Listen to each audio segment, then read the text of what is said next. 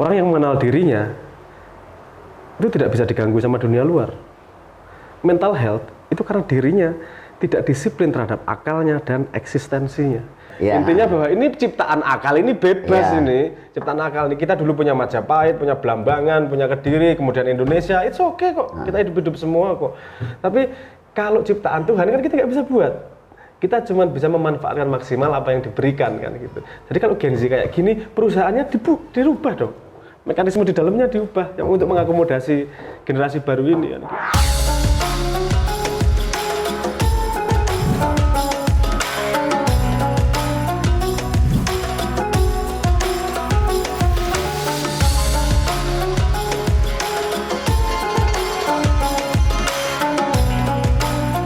Ada beberapa kelompok yang menyalahkan strawberry generation tadi kan, bahwa generasi sekarang lemah begini kan, tidak tahan banting. Tapi di sisi lain juga ada yang bilang jangan samakan generasi sekarang generasi yang sebelumnya, karena kita juga ciptaan zaman kan. Ya betul. Jadi kalau mereka yang membela Gen Z, emang yang membela Gen Z ini, dia akan menyatakan jangan salahkan Gen Z-nya, kamu sudah mengelola Gen Z sesuai dengan trade mereka atau belum? Iya, gitu iya. kan? Ada pertanyaan sederhana kok. Kita yang dulu tahan banting, yang sekarang nggak tahan banting. Pertanyaannya, kita ngomong yang fundamental lagi. Tahan banting itu artinya kamu dibanting-banting dan tahan. Tapi kan diam aja. Oke. Artinya, apakah ada orang di dunia ini yang mau Mau dibanting? Oh, nggak ada yang mau. Tapi kenapa dia tahan? Karena nggak punya choice. Ya. Atau nggak bisa milih choice. Ya. Lihat anak muda sekarang, itu bukan nggak tahan banting. Dari hidupnya, dari bayi, itu terbiasa punya unlimited choice. Ya. Milih lagu gini, milih video gini, nonton kapan. Generasi tua, dengerin lagu aja, telepon, apa namanya? Radio. Penyiar. Dong, pekerjaan, dipukulin sama bosnya. Tahan banting. Enggak, itu dia nggak punya choice, nggak berani implementasi choice-nya. Karena dia memang tidak terlatih, limited choice-nya di zaman itu. Yeah. Di zaman ini, Gen Z itu dari bayi, choice-nya udah unlimited. Jadi dia ditekan sedikit, ogah aku pindah aja, ngapain. Dia terbiasa implementasi choice. Yeah. Jadi cara megangnya bukan dengan gitu. Dan secara nature, seharusnya dia lebih manusiawi, Mas ya? Maksudnya semua manusia kan menghindari penderitaan, memilih yang nikmat-nikmat. Tapi ada pitfall-nya juga. Terlalu banyak choice, itu akan jadi yang disebut sebagai choice paralysis. Ya. Orang terlalu banyak paralyzed by analysis. Paralyzed by choice. By choice. Manusia itu optimalnya hanya diberi 5-9 choice. Kalau udah sampai 20 choice, pilihannya random biasanya. Ya. Malah kontraproduktif ya. Prasmanan makanannya 50, sini aja lah kan gitu. Kalau dikasih 1, wah ada pilihan ini kan gitu. Tapi kalau 9, oke, enaknya yang mana? Dia bisa milih. Artinya choice bisa diimplementasikan secara apa namanya? Secara maksimal itu ketika choice-nya segitu. Sehingga sekarang bahkan pilihan choice-nya itu disediakan oleh algoritma. Slide, nggak suka slide, algoritmanya nangkep nih. Oh kok di sini lama nih, jadi tak kasih choice yang ini lagi. Saking generasi ini sangat senang mengimplementasi choice. Tanpa sadar bahwa dia harus melimit choice itu. Itu problem selanjutnya. Ini pitfall-nya itu. Ini mental health ini tadi, itu juga ada hubungannya sama itu. Karena dia tidak bisa melimit choice. Kenapa saya bisa ngomong, loh limitasi kok bagus? Tak kasih proof ya. Ini correlation proof, bukan scientific proof, correlation proof. Agama itu sudah berjalan ribuan tahun dari sejak dulu ada namanya agama. Agama itu apa sih? Itu sebuah bisa dikatakan kumpulan story atau picture atau sebuah mekanisme yang works in many society dan ditangkap oleh sebuah sistem, diimplementasi dalam sebuah sistem. Katakanlah itu kemudian agama seperti itu. Lihat dalam agama, banyaknya implementasi limited choice. Puasa Ramadan itu melimit choice. Kawin melimit choice.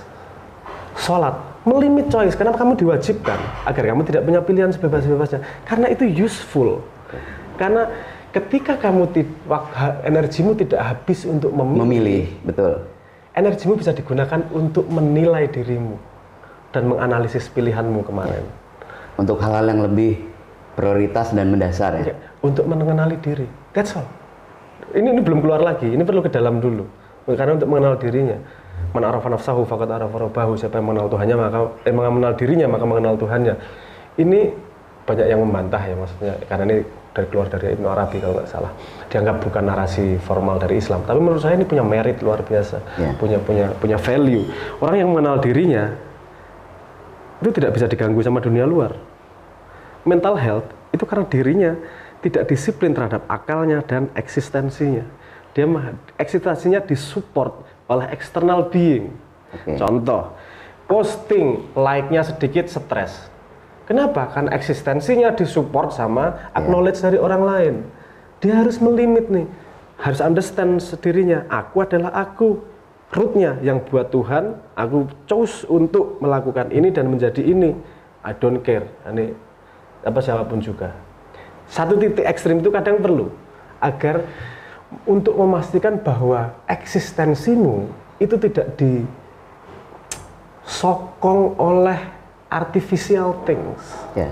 Yang begitu hal itu nggak ada, yang begitu hal itu kita nggak ada, eksis kita nggak ada juga. Lagi. Karena itu banyak sumber utama dari mental health itu. Kan salah satu yang menurut saya agak banyak sumbernya dari masalah eksistensial itu. Sadar nggak sadar ya. Karena kalau orang contohlah ada orang bertapa di tengah hutan sendirian 3 tahun nggak stres juga. Iya. Ada juga yang di tengah keramaian nggak stres juga. Artinya bukan eksternal faktor, itu internal faktor. Kalau kamu dikatain orang kemudian marah, gampangnya gitu ya. Kamu menyerahkan state dirimu pada external being nih. Kok mudah sih kamu dikontrol sama orang lain? Emang dia yang bikin kamu? Emang dia yang kontrol kamu? Back to basic, yang bikin kamu Tuhan, yang punya kontrol terhadap dirimu adalah dirimu. Balik lagi, mental health ini tadi menurut saya mengingatkan kita untuk kita lebih disiplin terhadap eksistensi. Kita punya akal, kita punya wadak, kita tahu mana eksternal, kita mau mana internal. Ketika kita disiplin, kita lebih bisa memanage kapan mau stres, kapan enggak. Karena kadang-kadang stres itu penting. Ya. Karena hanya dalam keadaan stres kamu mencari hikmah, kan gitu. Betul. Kalau lagi seneng nggak mencari hikmah itu pasti. Kalimat mencari hikmah itu lagi stres itu keluarnya.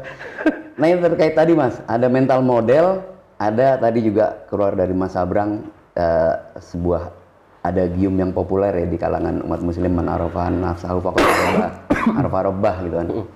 Kalau kita letakkan mental model menghasilkan man arafa nafsahu atau man arafa nafsahu dulu menghasilkan mental model? Enggak. Itu sirkular. Sirkular. Gini, coba cari di Google atau tanya sama GPT ya. Itu ada yang namanya iceberg model. Itu enak untuk melihat, mengkategorisasikan yang terjadi itu bisa dilihat dari berapa cara sih, berapa angle sih, dari berapa depth-nya gitu. Jadi mental model itu terletak paling bawah. Karena semua ini pakai mental teori sistemnya Peter Singgah, bukan? Sistem teori. Itu bagian dari sistem teori ya. Bagian dari sistem teori. Sistem teori banyak event, trend, structure sama mental model paling bawah. Mental model. Itu mental model itu kenapa Nabi itu nggak bikinnya structure? Ya. Semua Nabi itu nggak bikin structure loh. Nabi itu selalu bikin mental model. Mental model itu, akhlak itu urusan mental model. Ya. Karena kalau mental modelnya bener, dia mau bikin structure, mau bikin event, mau bikin structure, mau bikin pattern, ataupun event, itu jadinya bagus semua. Karena mental modelnya bener nih. Ya. Indonesia ini remuk karena mental modelnya sudah remuk. Ya. Ini tadi sempat kita juga diskusi di belakang Mas, terkait ini juga sebenarnya mental model ya. Tadi Mas Abrang menyatakan bahwa kita di dunia ini banyak dihancurkan karena seharusnya apa namanya kalau dalam Islam itu ya. Yang mana? Perilaku baik itu kan harusnya orientasinya keluar kan, melayani orang gitu kan. Tapi kemudian banyak dalam doktrin ini dipelintir menjadi semua perilaku baiknya juga demi diri kita. Gitu. Ngomong Ustadz itu, nggak perlu tak omongin daripada kamu ngetit gitu nanti ya. Ya udah enggak. Nggak, itu salah satu Ustadz yang menurut saya sendiri agak gatal. Ada clear delineation, ada clear fundamental konsep. Sewaktu itu kan saya dari kecil kan didoktrin antara dosa dan pahala. Dan apa sih ini bedanya apa dosa sama pahala ini apa? Nabi Khidir bunuh anak kecil juga itu boleh Nabi kok. Gimana ini dosa sama pahalanya ini? Dan salah satunya saya teliti juga cerita tentang Nabi Khidir. Kemudian saya mendapat hipotesis bahwa semua akar pahala itu adalah things yang kamu lakukan yang serve other. Ya, keluar ya. Yang keluar, melayani orang lain, membantu orang lain, sedekah kayak apa itu serve other. Yang untuk melayani diri sendiri itu jadinya dosa. Memuaskan diri, mementingkan diri sendiri dan seterusnya itu fondasi utama yang kemudian terjemahannya jadi dosa. Mencuri kan untuk diri sendiri dan seterusnya itu kan, apalagi merugikan orang lain. Untuk diri sendiri dan merugikan orang lain itu akar dari ya, ini berarti salah satu mental model ini ya. Bahwa pahala itu adalah semua yang berlaku untuk orang lain. Ini masuknya bukan mental model sih. Ini masuknya ke narasi dunia yang kita subscribe. Ini kalau mental model kan diri. Kemudian ini kan ada narasi agama nih, narasi Islam, ada narasi sains. Kita internalisasi. Kita memandang pakai narasi mana nih. Kalau menurut saya narasi Islam dan spiritual itu yang membedakan itu, bahwa kalau misalnya kamu sedekah itu memang untuk melayani orang lain konsepnya. Tuhan lagi membuat sebuah mekanisme seperti itu agar kamu terlatih melepaskan sesuatu untuk orang lain. Oke. Ini ketika itu diubah menjadi kamu melepaskan sesuatu untuk mendapatkan 700 kali untuk dirimu sendiri, duitnya sama, niatnya 180 derajat berbalik. Itu tidak hanya menipu, itu orang yang tadinya mau masuk surga menjadi masuk neraka, yang tadinya pahala menjadi dosa. Kan gitu. Ini makanya ini pengen tak tapuk cangkeme. Kamu tingkatnya menyesatkan gitu loh, bukan hanya menipu tapi menyesatkan gitu. Ini kamu udah ganggu perjalanan orang mau menuju surganya untuk kepentinganmu sendiri yang gagal juga di akhir zaman.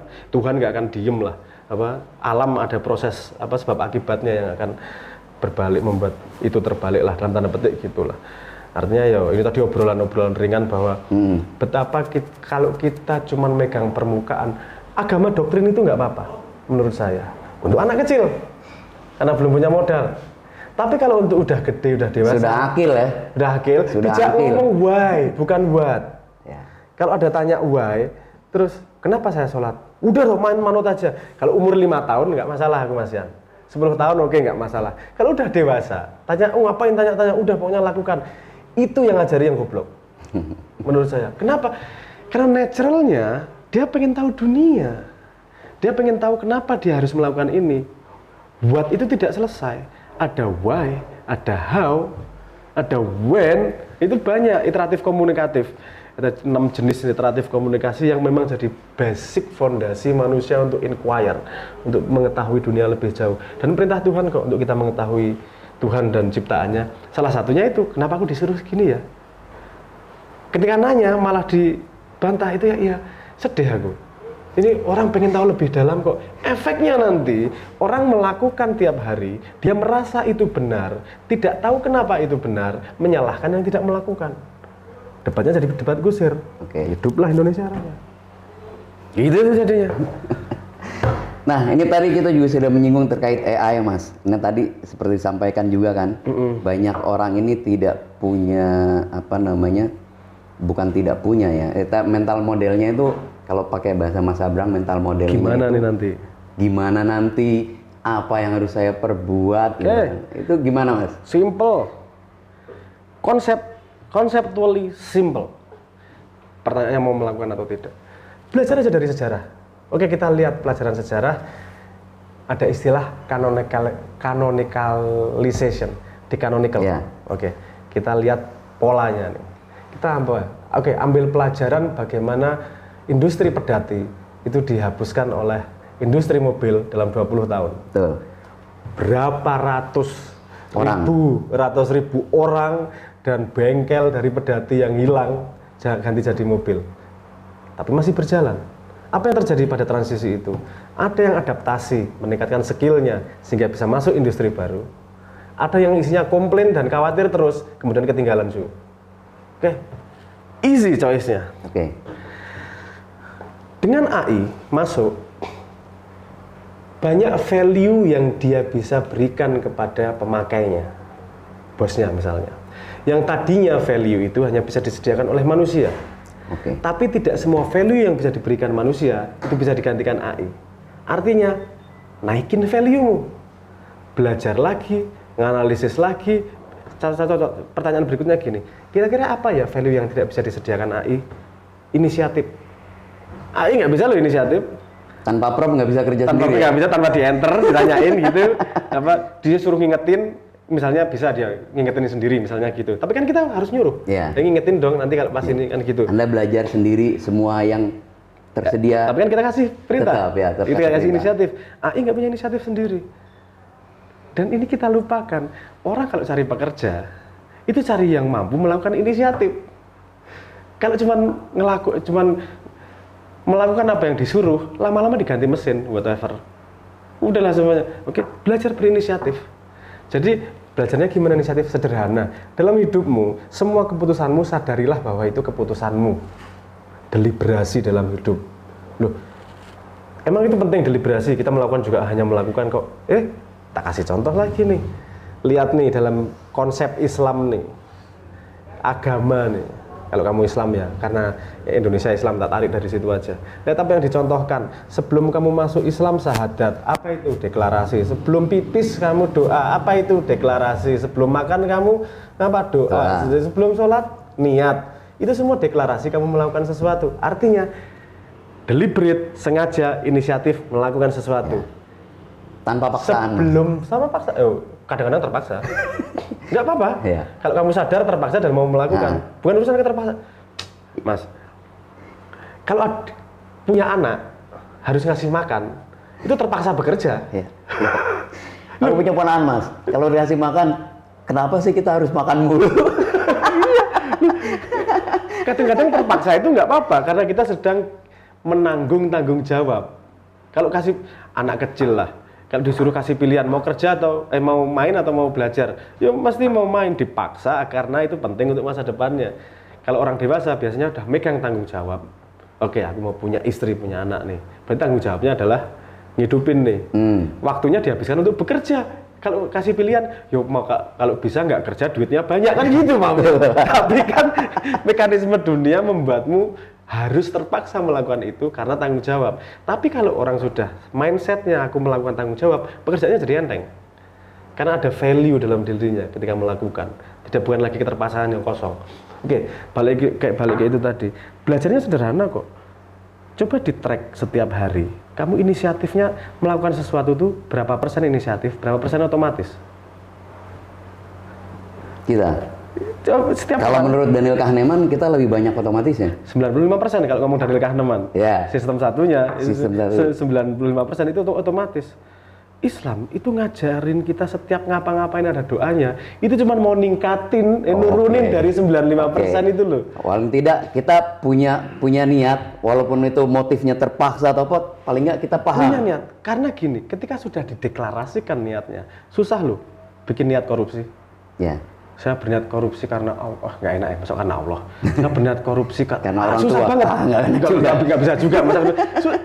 Diwajibkan niat aja susah banget loh itu. Kita berbuat buruk itu. Betapa niat itu sangat-sangat penting. Dan ternyata kebiasaan berniat dan deliberate dengan sengaja melakukan sesuatu ini membuat kita bisa bertahan di hadapan AI ini. AI pinter memang, tapi dia nggak punya inisiatif. Nah, itu salah satu contoh ya. Ada banyak aspek yang lain bagaimana kita menghadapi AI. Tapi kalau gambar besarnya, tingkatkan value-mu sebagai manusia. Kalau aku gini, Mas, ini koreksi saya kalau salah ya. Karena pengetahuan saya di dunia AI juga kan hanya pengetahuan di level permukaan ya. Tapi harusnya ya, manusia itu berbahagia. Karena gini, dulu kita membuat modeling kapan gunung meletus, kemudian treatment apa yang harus kita lakukan agar gunung tidak meletus. Itu kita tidak punya cukup data untuk melakukan modeling itu. Dengan adanya AI, mungkin kita bisa melakukan itu gitu loh. Jadi kita bisa memanfaatkan AI untuk meminimalisir katastrofi yang mungkin di masa depan kita alami. Ya, gimana, Mas? Possible. Itu salah satu advantage dari AI. apakah itu bisa membuat manusia kemudian harus bahagia atau enggak, itu pertanyaan yang lain. Nah itu menurut saya sih semua teknologi ketika dia diadopsi sama society berarti dia ada gunanya. AI gunanya banyak. Saya tadi mengatakan di belakang tadi mengatakan bahwa kategori AI itu enabler loh. Dia sama dengan listrik, bukan sama dengan HP. Bukan sama dengan itu, sama dengan listrik. Kenapa? Karena dia enabling dengan ada dia banyak turunan kemudian yang lain. Salah satu turunannya adalah kemampuan prediksi itu. Tapi bahwa itu hal yang baik, iya, possible. Tapi itu juga ada kemungkinan pitfall-nya. Tidak ada di dunia ini yang ada kemungkinan pitfall. Kalau Anda tahu semua kejadian esok hari, Anda pasti malas melakukan esok hari. Hidup menjadi nggak menarik, Mas. Karena untuk kita lihat pola sederhana lah. Orang yang nggak punya pekerjaan, itu pengen naik kantoran. Orang yang kantoran, setiap liburan cari hal-hal yang aneh. Naik gunung kayak ke pantai kayak kemana kayak, artinya orang butuh kepastian, tapi orang juga butuh ketidakpastian. Kalau ini nggak balance, nggak enak hidupnya, sama sekali nggak enak. Ini penelitiannya, suami istri itu kalau nggak pernah ribut itu pasti cerai, gampang cerai. Kalau ribut terus, ya juga cerai. Ada rasionya, kalau nggak salah 11:3. Ada sweet spotnya berarti ya? Ada sweet spotnya. Kalau mungkin saya salah angkanya ya, tapi seingat saya mau dicek lagi, sweet spotnya itu 3:11. 3 kali seneng bareng, 3 kali ribut. 3 kali ribut. Nah, jadi perbandingan 3:11. Kalau nggak pernah ribut sama sekali, bosen terus pecah, ribut terus, ya nggak tahan ya pecah. Artinya ada ribut tapi bahagia, ribut bahagia, harus ada kayak gitu. Artinya prediksi, jangan sampai prediksi semua juga. Itu nanti nggak enak juga hidupnya. Ngapain udah tahu masa depan. Mungkin ini nggak pas diomongin di sini ya. Tapi ini sudah dialami oleh, ini gini aja. Ini jangan digali lebih lanjut. Ini kalimat saya ini jangan digali lebih lanjut. Catat aja. Nanti kalau kamu suatu hari menemukan informasi tentang ini, diem aja, gali sendiri. Tapi itu tadi. Pengetahuan tentang ke depan apa yang terjadi itu sudah ada percobaannya di sebuah planet 6 juta tahun yang lalu. Dan itu tidak membuat pertumbuhan manusia menjadi bagus. Sehingga di bumi ada konsep yang namanya veil of forgetfulness bahasa Indonesianya, hijab kelupaan. Jadi ketika sudah lahir dia punya hijab, lupa masa lalunya, lupa plannya, lupa ketika lahir apanya. Ternyata itu jalan yang paling efektif untuk menumbuhkan manusia, soul-nya, pemahamannya manusia itu dalam waktu yang terpendek dari percobaan yang lain. Percobaan yang lain pernah lahir tapi masih ingat, nggak efektif. Tahu masa depan, bisa prediksi, nggak efektif. Karena core value kita di sini adalah menumbuhkan soul. Soul itu dirawat lewat hope itu nggak? Karena kita tidak tahu masa lalu, kita ada beberapa part yang kita hoping gitu. Hope itu product of the mind. Bukan soul, katakanlah spirit ya. Soul itu yang dia butuh adalah understand the shape. Ini susah ngomongnya ya, karena gini. Body, mind, soul. Body itu di badan, mind itu yang kita pahami sebagai akal. Apa itu soul? Spirit? Spirit adalah yang bukan akal dan bukan body. Gampangnya gitu. Artinya kita tidak bisa mendeskripsikan dengan bahasa. Nggak bisa mendeskripsikan dengan amsal bahkan. Karena semua yang keluar dari bahasa itu keluar dari akal, semua amsal itu keluar dari dunia fisik. Padahal spirit adalah bukan akal dan bukan fisik. Sehingga kalimatnya kalau di Islam kan nggak banyak yang orang tahu, udah nggak usah diomongin kan, gampangnya gitu, nggak banyak orang tahu. Makanya saya ngomong nggak usah digali lebih lanjut. Intinya bahwa kita ada satu part itu manusia yang perlu tumbuh. Ini kan katalis aja nih, ini katalis kita ngalami gini, ngalami mental health, ngalami stres, ngalami AI dan seterusnya. Tapi kan apa yang forever? Pertanyaan balik ke awal podcast ini, apa yang forever? Yang forever kan spiritnya.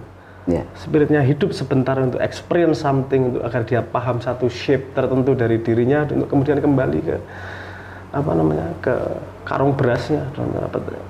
Ya, kenapa pakai istilah itu nggak usah nanya. Nah ini terakhir Mas, tadi kan salah satu karakteristik yang harus membedakan kenapa orang kagetan, kenapa orang khawatiran itu karena mental modelnya tidak terlalu luas ya, untuk kemudian melihat segala sesuatu dengan berbagai kemungkinannya.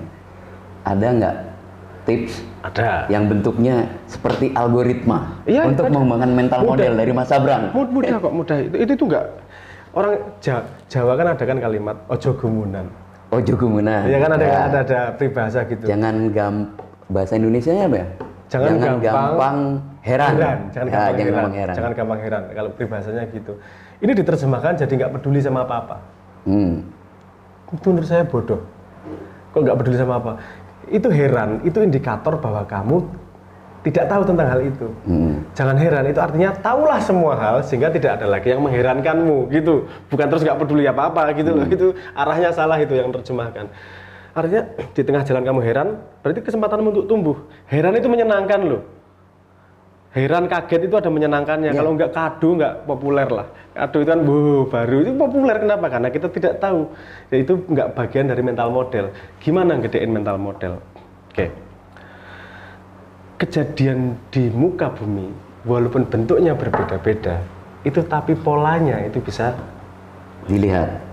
Bisa kita baca sebanyak mungkin. Dipelajari ya? Dipelajari bisa. Artinya kalau kamu kaget, itu sudah pernah terjadi sebelumnya dan kamu tidak belajar. Untuk memperlebar mental model, itu baca histori. Lihat polanya. Gini, Oke, nanti saya maunya ngomong lihat pola, tapi takutnya terlalu abstrak. Oke. Kan tadi misalnya algoritma nih. Ya, silakan. Tanya algoritma. Biar agak jelas nih gimana. Baca sejarah itu gimana sih? Karena bukan hanya sejarah. Kamu baca komik pun nggak masalah. Karena yang kita butuhkan kan mental model. Gini, perhatikan ketika membaca sejarah, ketika membaca komik, ketika menonton film whatever, perhatikan setiap manusia membuat keputusan. Semua keputusan itu datang dari knowledge dan sebuah mental model tertentu. Jadi ketika kamu nonton, kamu bukan nonton, kamu menjadi dia. Kalau aku jadi dia, kenapa ambil keputusan ini ya? Oh mungkin karena pengetahuannya gini. Oke, baca lagi. Kenapa ya Sangkuni jahatnya kayak gini? Kalau kamu selesai cuman jahat dia, orang jahat, nggak memperlebar mental modelmu. Itu orang yang kayak gitu itu, yang gampang ngomong kamu jahat, kamu salah, itu pasti mental modelnya kecil. Pasti tidak terlalu cerdas orangnya. Kenapa? Karena dia tidak membayangkan bahwa dirinya mampu melakukan itu. Saya nanya ke orang gini, kamu mampu nggak membunuh orang? Kok kamu ngatain pembunuh itu orang jahat? Ya enggak lah, kalau aku nggak mungkin bunuh. Pasti kan ada cerita di belakang. Loh, kasih sebuah kondisi. Ibumu diludahin mukanya di depan matamu. Apa yang kamu bunuh nggak? Yo tak bunuh. Kamu pembunuh toh. Lu kan ada sebabnya. Kamu pikir dia nggak ada sebabnya? Mungkin kamu nggak tahu sebabnya. Tapi orang jahat itu ada latar belakangnya. Orang melakukan segala sesuatu itu ada latar belakangnya. Artinya ketika kita belajar sejarah dan belajar keputusan orang, kita akan tahu mental modelnya. Kita nggak ada orang paham orang lain marah kalau dia tidak pernah merasakan marah. Oke. Tidak akan paham orang lain merasakan sedih kalau dia tidak pernah merasakan sedih. Artinya first read itu tuh self. Oke. First read itu self untuk bisa read situation. Jadi ketika membaca sejarah, ketika membaca komik, as if you read yourself. Apa ya yang bisa membuatku membuat keputusan yang sama komik ini, kan gitu. Si Naruto misalnya mau bikin gini ini kenapa ya? Oh, karena mungkin dia gini cara pandangnya. Oh, dia latar belakangnya gini. Oke, paham. Itu mental modelnya nambah lagi nih. Oke. Banyak, semakin banyak nih. Semakin kamu banyak, semakin tidak kaget dan semakin bisa melihat apa yang terjadi di belakang hanya dari sebuah keputusan. Jadi ketika kita ngelihat gini, kok presiden, kok para petinggi gini ya perilakunya?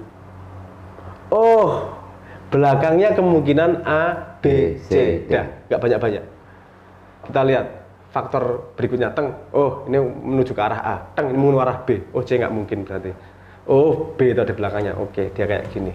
Simple itu. Kenapa? Karena kamu sudah punya perpustakaan segitu banyak tentang kemungkinan manusia mengambil keputusan.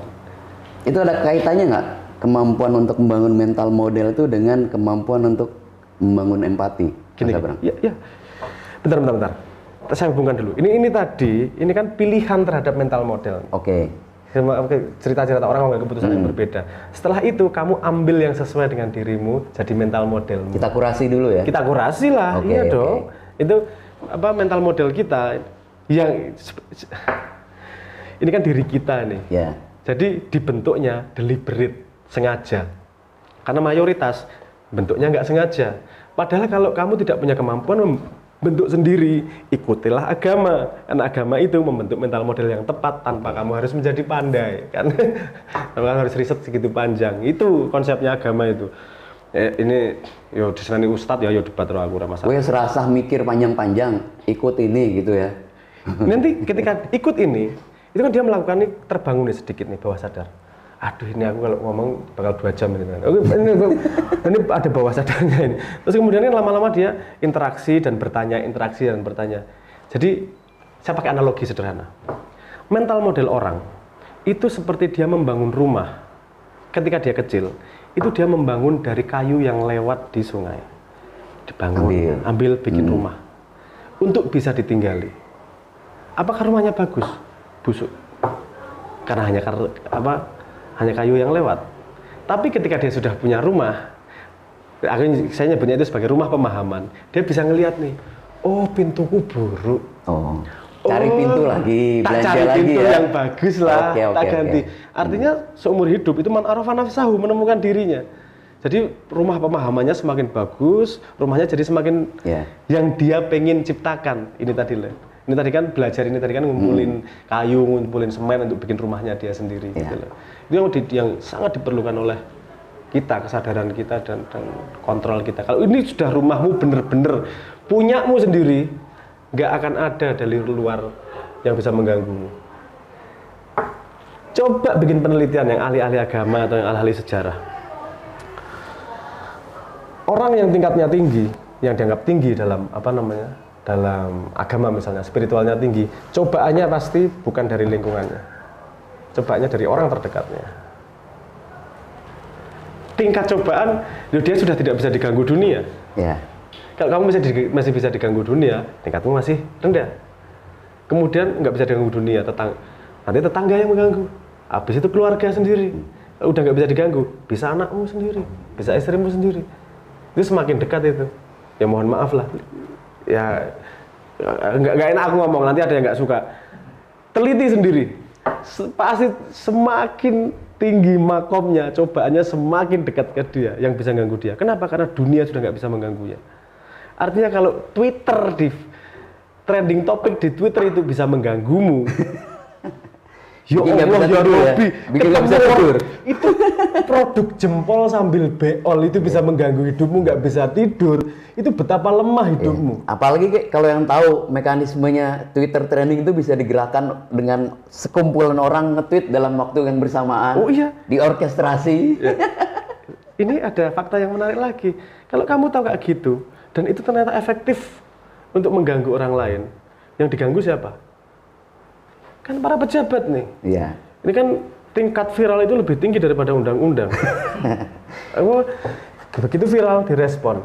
Ternyata viral mengganggu hidupnya. Yang mengatur hidupnya adalah viral.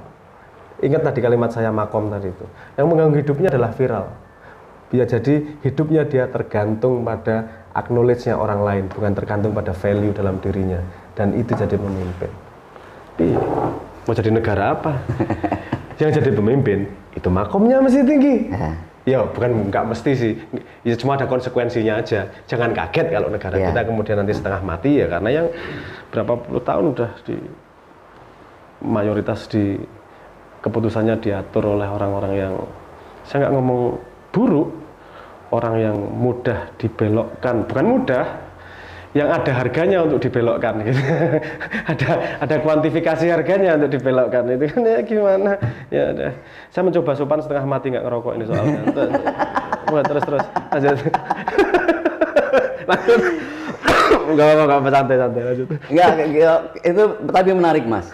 Jadi kesadaran ini yang di banyak kita mungkin belum banyak punya kesadaran bahwa proses mengenali diri itu tadi, prosesnya yang membangun mental model dengan belanja banyak pengalaman dari orang lain.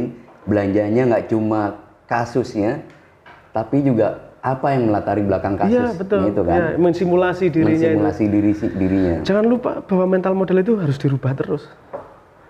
Jangan setia pada mental model, setia pada kebenaran. Kamu pelin-pelan, kemarin ngomong gini ya, kok sekarang gini. Saya menemukan fakta baru bahwa kemarin keputusan saya salah, makanya saya berubah. Ini bukan pelin-pelan, saya bukan setia pada keputusan, saya setia pada kebenaran kan. Loh, seperti ini loh, misalnya saya dianggap, saya tidak setuju sama pemerintah, ngelawan pemerintah. Saya setia sama Indonesia, bukan setia pada orang. Kalau orang itu sama-sama setia sama Indonesia, ayo kita bekerja sama. Kalau ternyata kamu membunuh Indonesia, ya tak lawan. Bukan lawan pemerintahnya, tapi lawan ketidaksetiaannya pada Indonesia. clear, clarity, jelas positioningnya. Ini yang membuat kabur itu yang memang yang nggak sampai otaknya. Oke, baik Mas Sabrang, terima kasih untuk waktunya. Pemirsa Mata Hati TV, tadi sudah kita dengar pembelajaran yang kita dapat hari ini. Mental model itu akan menentukan bagaimana kita akhirnya mencapai pada tingkatan man arafa nafsahu faqad arafa rabbah. Jauh lebih dari itu. Nabi itu diturunkan untuk menyempurnakan akhlak. Itu mental model. Artinya mental model itu fundament sekor-kornya dunia akhirat. Core of the core. Core of the core dari being human-nya ini loh. Oke, baik. Terima kasih sahabat Mata TV. Kita sudahi sesi kali ini. Mudah-mudahan bermanfaat. Wallahul muwaffiq ila aqwamit thoriq. Wassalamualaikum warahmatullahi wabarakatuh. Oh, NUI. Banyak kisah bermula di sini, dari mengisi energi hingga mengistirahatkan diri, dari kekilafan hingga ke arah perbaikan. Terima kasih telah mengawal, terima kasih telah mengingatkan. Ini tanda kasih yang menghidupkan Pertamina, karena Pertamina ada untuk kita. Di Ramadan ini, dengan kerendahan hati, ayo kita jalan lagi.